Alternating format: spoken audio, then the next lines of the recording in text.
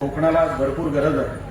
मी सगळंच काही या निमित्ताने सांगत बसणार नाही, कारण का दशावताराचा काहीतरी इथे प्रयोग ठेवलाय. मी सगळंच सांगणार नाही, पण आपल्या सगळ्यांच्या आशीर्वादाने जर एक कणभर तरी मी कुठे काय करू शकलो तर मी स्वतःला फार नशिबान समजतो. मी कोकणासाठी खरोखरच माझ्या साहेबांमुळे, राणे साहेबांमुळे मला कोकणाबद्दलचं प्रेम, कोकणाबद्दलचं वेळ हे सन्माननीय राणे साहेबांमुळे आलं.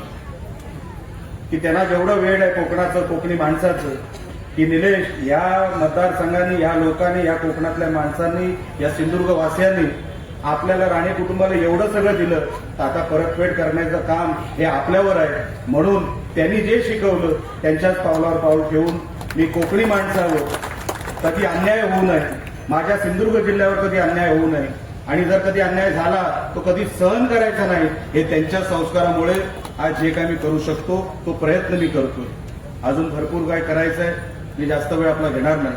पण सभागृहामध्ये काम करत असताना, कोकणातले वेगवेगळे प्रश्न मांडत असताना मला जी ऊर्जा मिळते ती माझ्या कोकणातल्या जनतेमुळे.